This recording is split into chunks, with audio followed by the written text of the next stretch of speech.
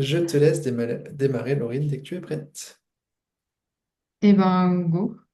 Donc, je vais vous présenter mon projet réalisé pour Sido, que j'ai intitulé Sido Mind, puisque l'objectif, ça va être de centraliser, fluidifier et capitaliser sur l'information.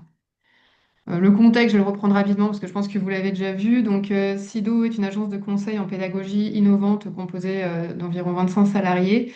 Et donc, leur objectif est de transmettre un savoir efficacement, donc au travers d'outils pédagogiques innovants.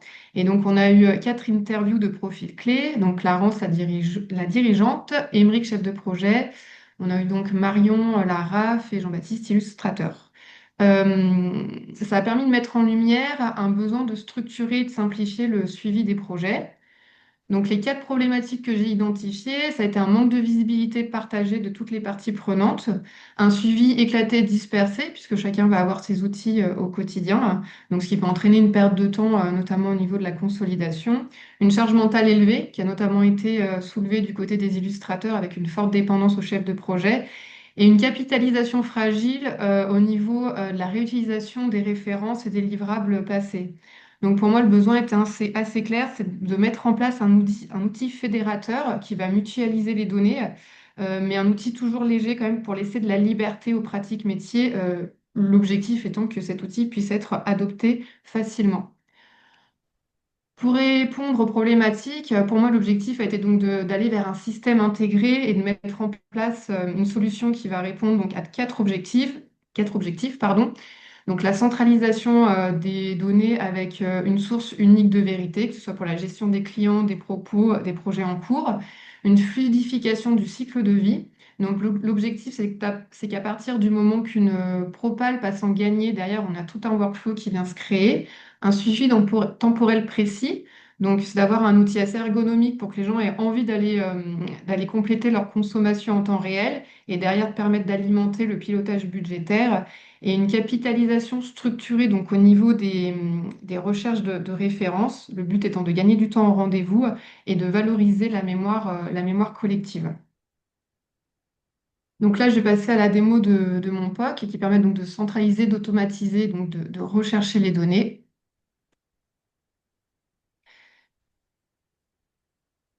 Donc mon POC consiste en la création d'un outil de gestion de projet que j'ai intitulé donc Sidomind. L'objectif, c'est vraiment d'avoir un point d'entrée unique. Donc on va pouvoir venir créer en partie donc ses clients de ce côté, ses propositions commerciales, ses consommations de projets qui serviront dans la partie administrative et financière. Et donc, c'est également la construction d'un moteur de recherche pour venir rechercher l'ensemble des références et des livrables passés. Il y a également un tableau de bord qui reprend les principaux chiffres clés. Donc, cet outil est relié à un Airtable qui va être constitué de différentes tables. Donc, on a les tables clients et projets, donc les 1 et 2 qui sont vraiment un reflet de Sidomind. L'idée, c'est que dès qu'on crée une nouvelle propale, dans Sidomagne, elles viennent donc s'alimenter ici de ce côté. Puis bah, dès qu'on va la passer en gagné, ça on verra pendant le test, c'est qu'elles viennent ensuite alimenter automatiquement les tables suivantes qui vont être budget, jalon, facturation et référence. On va également pouvoir venir créer en fait de ce côté des vues personnalisées, mais aussi des vues pour l'équipe. Donc là, par exemple, on va regrouper l'ensemble des propositions pour avoir un suivi un peu plus clair au niveau de chaque projet. Airtable permet vraiment de lier les tables entre elles, donc comme par exemple la consommation des projets qui permet dans la table budget de voir si on dépasse ou non le nombre de jours alloués et ainsi de créer des alertes en automatique, comme ici on voit 100%. Donc on a eu 2 jours alloués pour un budget pour lequel pour le consultant on avait bien 2 jours. Donc on a cette alerte qui va venir se créer. Donc là on va faire un test de création de propale. Donc quand on crée une proposition, on peut soit partir d'un client déjà existant, soit créer un nouveau client. Un nouveau client viendra également alimenter la table Airtable. Donc là on part d'un client existant. Donc, on va faire un test sur une formation en présentiel. On va venir compléter les infos dont on a besoin, le budget. On a un numéro de devis qui sera généré automatiquement, date de début, date de fin qui seront utiles au moment des jalons. Là, on vient mettre l'ensemble de son équipe. Donc là, on va juste uniquement mettre un consultant. Et donc, quand je vais créer cette propale, elle va être d'un côté dans Sidomind. Donc là, par défaut, une propale est directement donc, en attente retour uniquement. Donc on voit qu'elle va être aussi également du côté du Airtable. Donc là, la dernière ligne, on a bien notre propale qui est donc en attente. Et on voit que pour l'instant, du côté du budget, elle n'y est pas puisqu'elle n'est pas encore en gagné. Donc on va retourner côté Sidomine. Elle va être passée en gagné.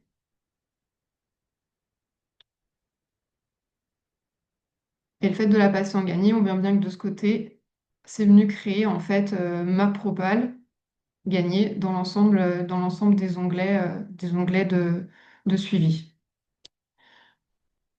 Et là, ici également, côté facturation, à chaque fois, on a vraiment toutes les étapes qui viennent se créer.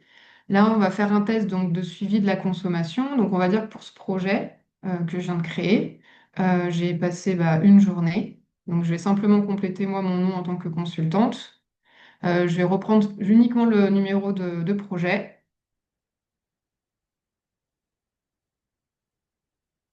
Donc là, on va dire que j'ai passé une journée.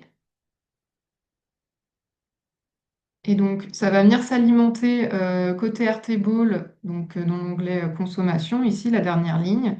Et donc, on va bien voir que la journée est remontée dans mon budget.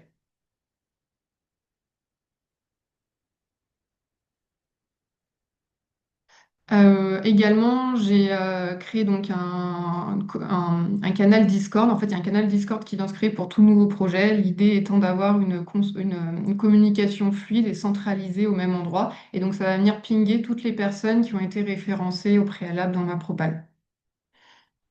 Maintenant, je vais passer au niveau des références et donc de la recherche des références. Donc, en fait, une fois qu'une référence, une fois qu'une référence donc est passée enfin, pardon, qu'une propale est passée en gagné, j'ai la ligne qui va se créer dans référence. L'idée, ça va être de venir uploader le lien du livrable qu'on va mettre ici.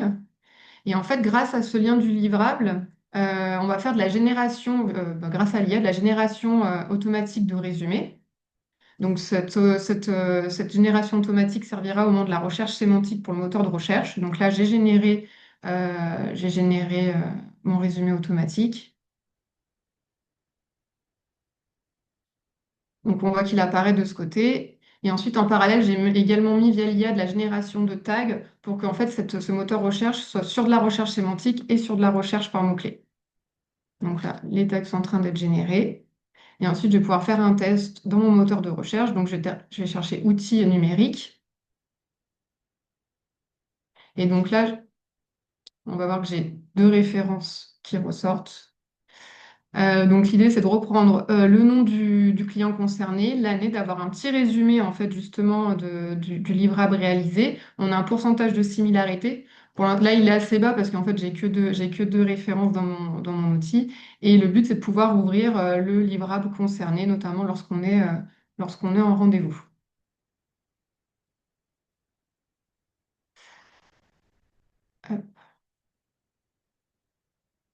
Donc, l'objectif, c'est d'avoir des bénéfices opérationnels immédiats avec une visibilité partagée et une transparence. Les automatisations qui vont éviter les tâches répétitives et les tâches à faible valeur ajoutée, donc de se concentrer sur les tâches un peu plus importantes. D'avoir une communication plus fluide via Discord avec vraiment un canal dédié à chaque projet. Et sur du long terme, c'est une réduction de la charge mentale, puisqu'il y a vraiment tout qui est centralisé. Et avec le Airtable, on peut voir l'état d'avancement de ces projets en direct. Une capitalisation des connaissances grâce au moteur de recherche. Donc, on a vraiment l'information qui est centralisée directement. Et donc, tout ça, ça nous amène vers une croissance durable. Au niveau des perspectives d'évolution, à court terme, ce serait stabiliser le POC et enrichir les données avec tout l'existant. Former les utilisateurs et avoir les premiers retours. À moyen terme, ce serait un déploiement progressif sur l'adoption de l'outil et pourquoi pas intégrer des modules complémentaires comme la gestion des contrats. Et à long terme, c'est aller par exemple vers une authentification. On pourrait aussi mettre le moteur de recherche directement en iframe dans Sidomind et puis créer un véritable cockpit métier pour les dirigeants et les chefs de projet. Voilà pour cette présentation. Si Laurine était pile dans le timing, il restait 6 Ouais, secondes. Félicitations. merci. Mathieu et Lionel, je vous laisse prendre la main, celui qui se sent de poser des questions.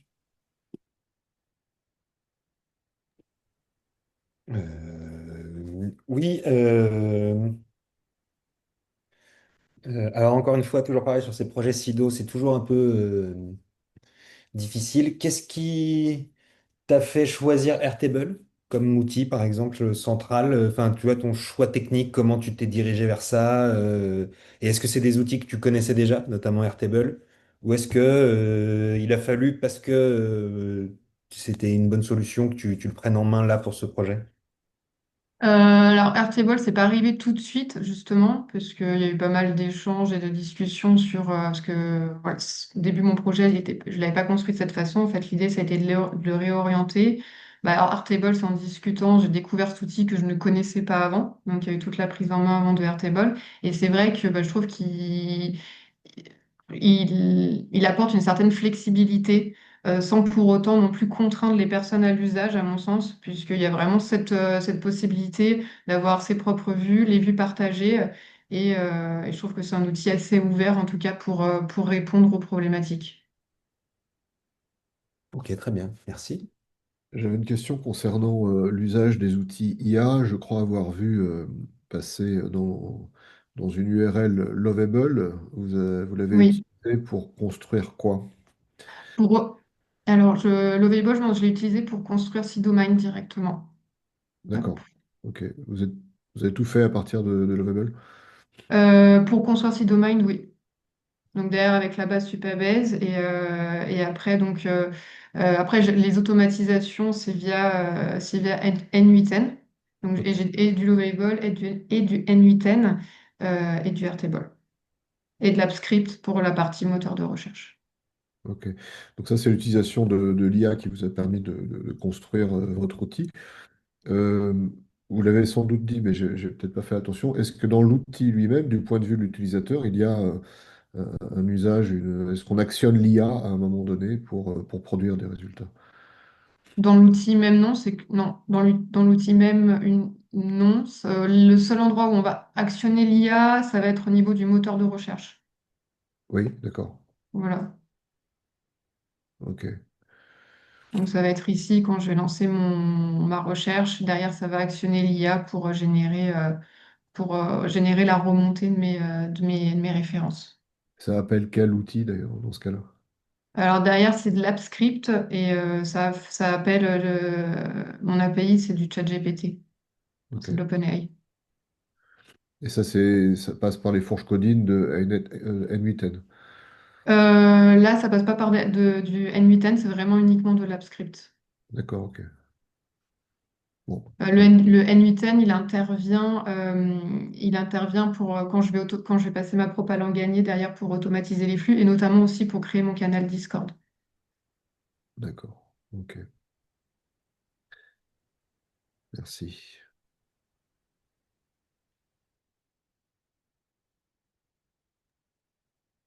Mathieu, d'autres remarques? Ouais, vas-y. Non, non, non, non, j'allais dire si toi t'en as ou quoi, mais moi pour moi ça va, c'est assez clair, assez complet. Rémi, quelque chose à ajouter? Ou tu passes à ton projet entreprise? Et ben, je vais passer au projet entreprise. Cool. Hop. Alors, je vais juste changer de vidéo.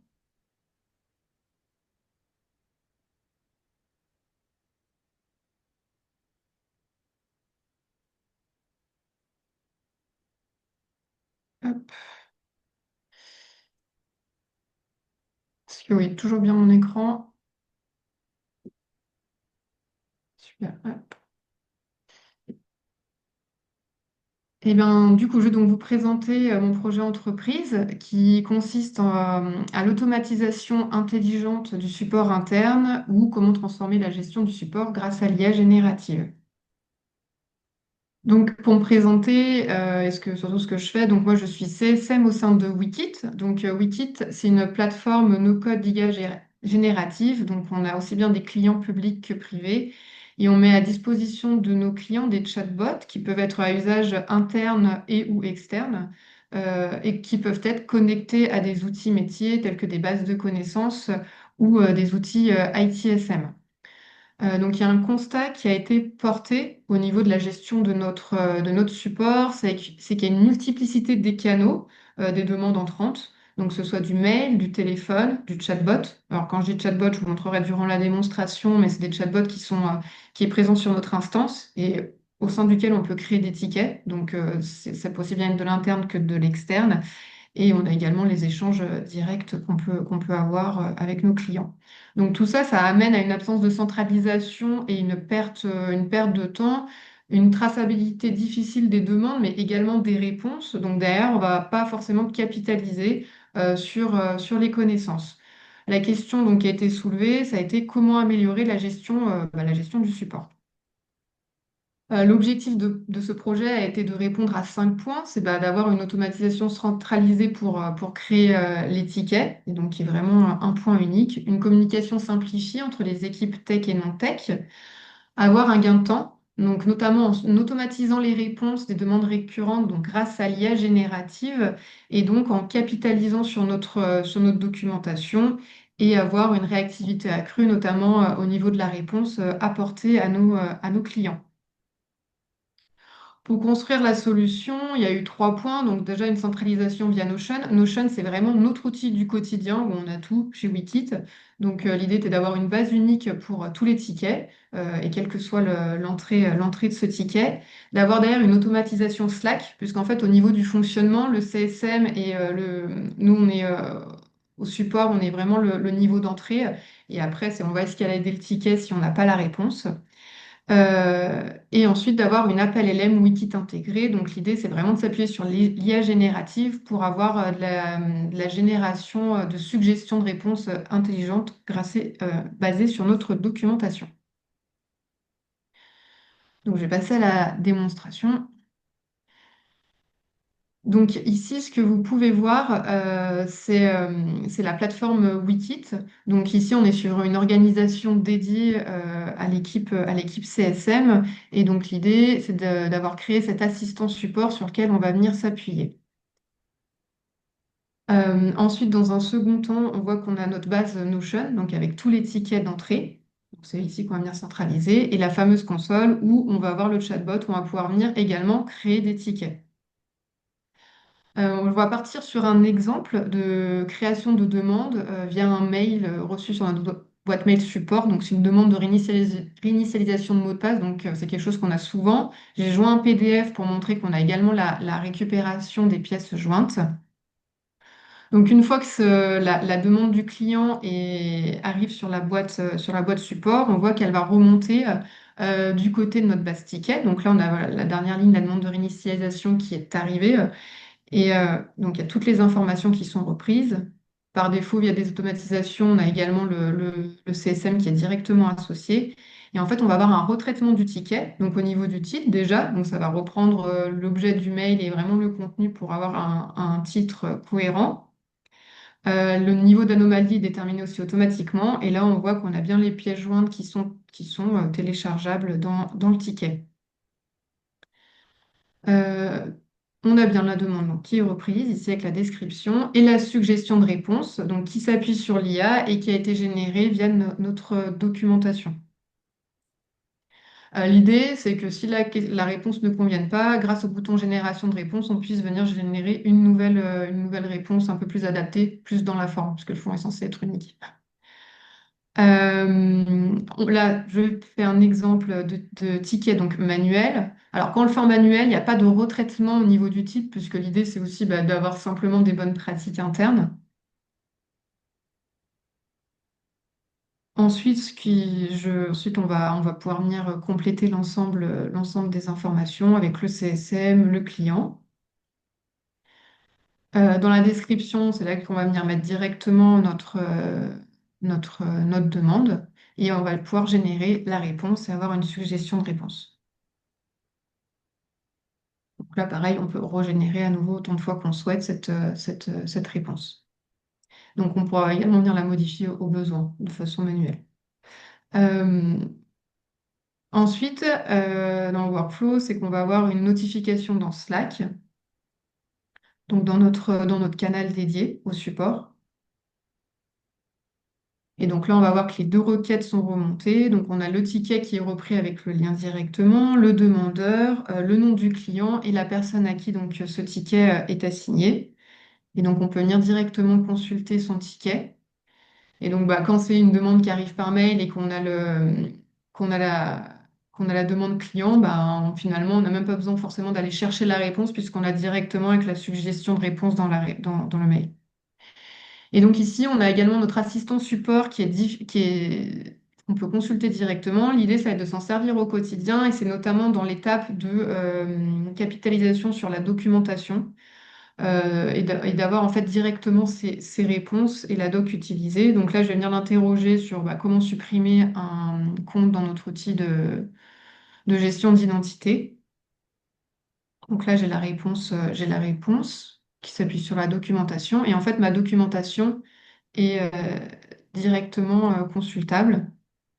Donc là, c'est vraiment la doc qui a permis de générer la réponse précédemment. Donc on est sur du format Markdown. Et c'est comme ça qu'on va venir capitaliser sur notre documentation.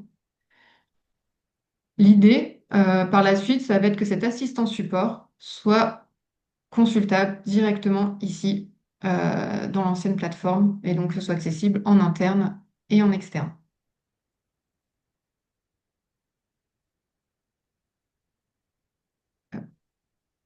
Donc là, on a vraiment vu le parcours complet d'un ticket depuis sa création. Donc on est parti sur une entrée par mail et donc jusqu'à la suggestion de réponse grâce à l'IA générative.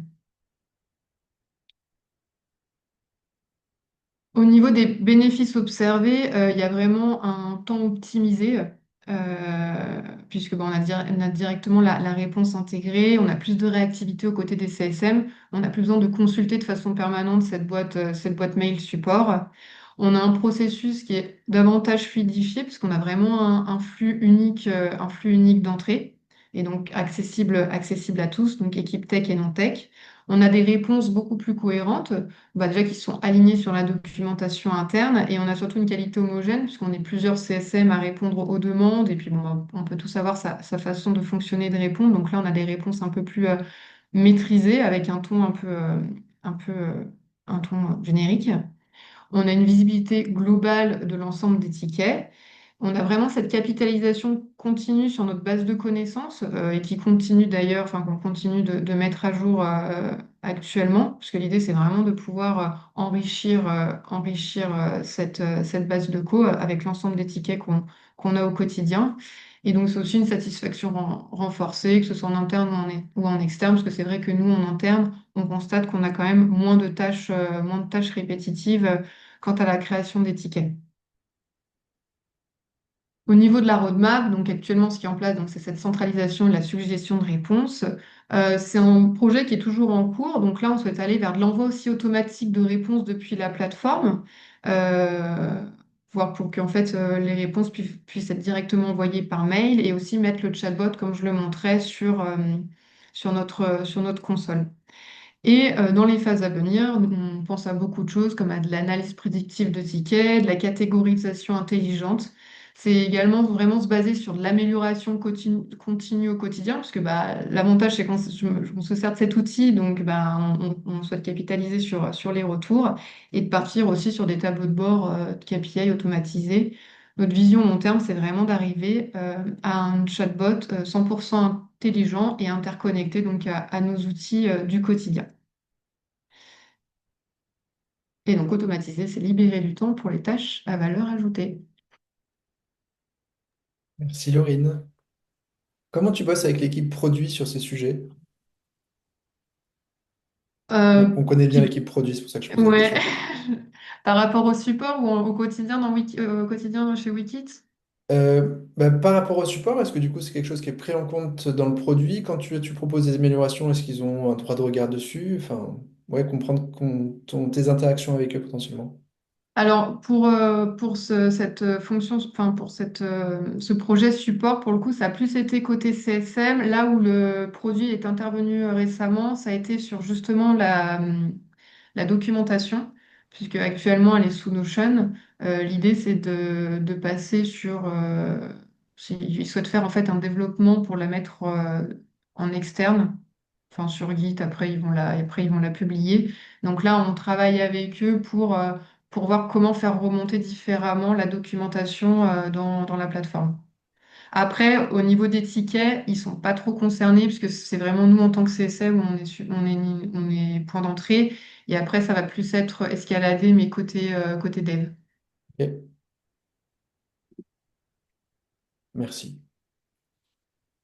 Lionel Mathieu, à vous. Moi, j'avais une petite question. Quand les réponses sont générées dans Notion, est-ce que ça Oui. appelle l'IA directement via Notion ou ça appelle une IA dans un autre endroit? En fait, dans Notion, c'est une automatisation via API. En fait, ça appelle directement notre appel LM dans. Alors, je vais vous la montrer, ce sera plus simple.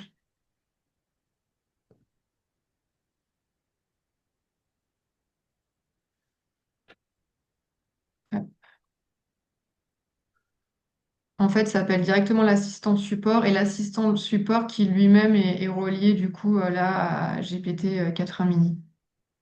D'accord. Donc, en fait, Notion fait un call API à l'assistant support qui est ici. Et D'accord. Ok. Merci. Euh, oui, moi j'ai une question sur la mise en place de tout ça, parce que c'est un peu toujours la même question que je pose, mais ça c'était une demande qui était déjà établie, et quand tu es arrivé, on t'a dit voilà ce qu'on veut que tu fasses en passant par là. Est-ce que c'est... enfin, quelle était toi ta latitude là-dessus, et est-ce que c'est toi qui as pris la problématique et amené une solution? Est-ce que tu étais là pour mettre en place cette solution et tu as dû toi l'étayer et tout ça? Comment ça s'est un peu mis en place au départ et voilà. alors, c'est vrai que moi, du coup, j'ai pas forcément un post tech au sein de Wikit et dans CSM, donc c'est vrai que je leur ai fait part du besoin dans le cadre de la formation, d'avoir quelque chose d'un peu plus technique. Donc, Mhm. en parlant avec mon manager, c'est vrai enfin, il y a beaucoup de choses à faire chez Wikit, donc ça, c'est hyper chouette. Et il y a vraiment ce point-là qui a été soulevé côté support, puisque je l'ai vu assez rapidement que c'était assez chronophage. On va consulter à droite les mails, enfin, on a des demandes au téléphone, on a des mails perso sur nos boîtes des clients. Donc c'est comme ça que la problématique a rapidement été soulevée. Moi, la seule contrainte interne que j'ai eue, ça a été tu utilises Zapier. J'étais ravie. Parce que j'aime pas Zapier. Mais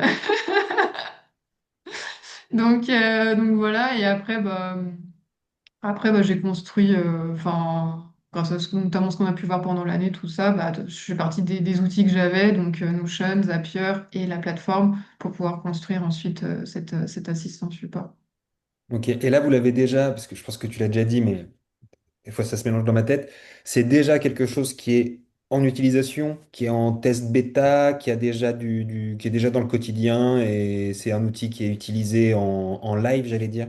Oui, ma démo que j'ai faite, c'est vraiment sur les outils du quotidien. Donc, bon, j'ai fait Ok. un test spécifique pour la démo, mais sinon, c'est vraiment, oui, au quotidien. Donc, c'est pour ça, comme j'indiquais, c'est que euh, là, quand je dis que l'idée, c'est vraiment d'avoir des réponses, enfin, en fait, je suis vraiment encore en train de travailler dessus, sur le Ok. fait que ça réponde automatiquement, enfin, c'est vraiment... Alors là, ça s'est un peu accéléré ces derniers temps parce qu'on a eu un peu plus de temps côté CSM, mais c'est vraiment d'arriver à cet objectif 100%.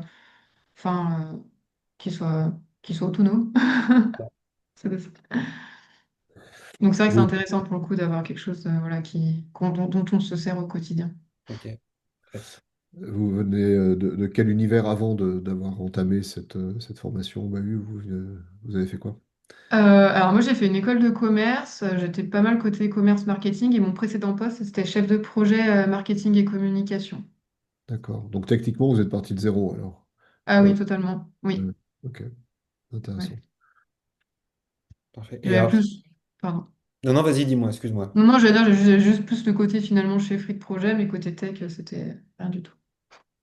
Et alors, moi, juste, je pousse un truc parce que c'est quand même des outils un peu particuliers. Par exemple, Notion et Slack, c'est des outils que tu utilisais avant ou que tu as découvert là, dans ce cadre-là. Oui, j'ai tout Attention découvert à dans ce à ta réponse, hein, il veut t'embaucher. Je sous... Euh, non, non, j'ai découvert ça aussi en rentrant chez Wikit, puisque bah, il y a un univers un peu start-up que j'avais jamais connu avant, parce que j'ai souvent fait des grands groupes. Mhm. Euh, des... Moi, si ma dernière boîte c'était une PME, mais j'ai souvent fait des grands groupes, donc non, je connaissais pas Slack et Notion. Mais Notion, je trouve que c'est quand même, avec la taille de la société, je trouve que ça a vite ses limites quand même. Mais Moi, bon, je... c'est mon avis, hein. Oui, moi, je réponds pas sur Notion, c'est un outil que j'aime pas du tout, moi. Mais parce que Ouais, j'en bah, fais je trop, oui, comprends. mais on n'est pas là pour avoir mon avis personnel. Mais ok, d'accord, donc tu as quand même intégré des outils qui étaient là que tu ne connaissais pas avant, quoi. C'est-à-dire même en Oui. utilisation, au-delà même de l'aspect technique, c'était pas des outils que tu utilisais et que tu as pu quand Mm. même intégrer dans quelque chose, à la fois dans un aspect technique et quotidien. C'est ça. Bon. Chapeau. Ouais. J'ai une question peut-être plus personnelle. Je viens il y a longtemps, beaucoup plus longtemps, mais effectivement aussi d'une école de commerce, du marketing et de la communication. Et la question que je voulais vous poser, c'est qu'est-ce que vous aimez dans ce que vous faites maintenant? Qu'est-ce qui vous fait lever le matin? Bah, honnêtement, À part euh, l'argent, hein, Laurine. non, non, mais Ça peut être ça, hein. Ça peut être ça aussi, mais sans doute pas. non, ça fait pas tout. Ce que j'aime, bah en fait, enfin, j'aime vraiment, enfin, comment dire, il y avait vraiment ce côté technique vers lequel je voulais aller. Et en fait, quand je suis arrivée au sein de Wikit, bah, le fait que ce soit un produit, que ce soit une boîte tech, bah, c'est un univers que je connaissais pas. Et enfin, sincèrement, pour la première fois de ma vie, je me dis, bah, je pense que je suis à ma place en fait, parce que ouais, c'est quelque chose, en plus ça intègre l'IA, pour le coup, ma boîte, c'est quelque chose qui est en constante évolution et je m'ennuie pas. Et moi, j'ai toujours eu cette tendance à m'ennuyer très rapidement dans ce que je faisais. Et là, pour le coup, d'être sur un produit où il y a des releases tous les 3 mois, ou un produit qu'il faut faire évoluer, ou en plus, nous, en tant que CSM, on prend en compte notre avis. Il y a aussi la relation client que j'ai gardée et que j'apprécie. C'est vraiment ça qui me plaît, en tout cas, au quotidien. Ok, très bien, merci. Voilà. C'est-à-dire que le matching n'était pas trop mal alors. Donc, ouais, tu t'es Ouais. éclaté malgré ce poste qui était un peu différent, que tu n'es pas directement chef de projet IA, mais qui était CSM sur des sujets IA, dans lequel tu pouvais ajouter de l'IA, toi, si tu avais envie. Bah finalement oui, tu vois, bah d'ailleurs j'ai signé mon CDI que je commence demain. Bravo. Merci. Et finalement, bah d'ailleurs quand on a fait le point, c'est ce que j'ai dit. Ce que j'ai dit bah à Alban et Pierre, j'ai dit bah initialement le côté tech qui était moins présent, bah, j'étais au courant, ça me faisait un peu peur. Et finalement ça s'est bien intégré dans le poste, mais je pense aussi du fait que Wikit soit un produit tech en fait.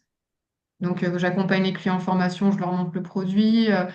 D'être aussi support d'entrée niveau 1, bah, c'est un petit côté tech, même si c'est pas du niveau dev, mais du coup, ça permet des fois aussi de creuser certains sujets. Non, je suis contente, puis je pense que l'environnement est très chouette. C'est pas je pense, c'est l'environnement est très chouette. Oh, cool. Bon, bah, Mm. bravo à toi. Ouais, La mission merci. d'insertion pro est réussie. On voit que Ouais. ton job, tu le joues à fond et que tu le fais bien. Mm. Donc, bah, trop content de ton Ouais. parcours et de ta presse. Merci pour ta présentation. Mathieu, Mm. tu avais quelque chose à ajouter? Ah non, pas du tout, j'allais dire bravo et merci. J'allais remercier Laurine pour tout ça. Bah, je veux dire Bah, le merci. contraire, merci et bravo. Voilà. Bah, merci. Merci Lionel. Bah, tu peux nous quitter. Je Je vais vous quitte. stopper Bah, merci. l'enregistrement.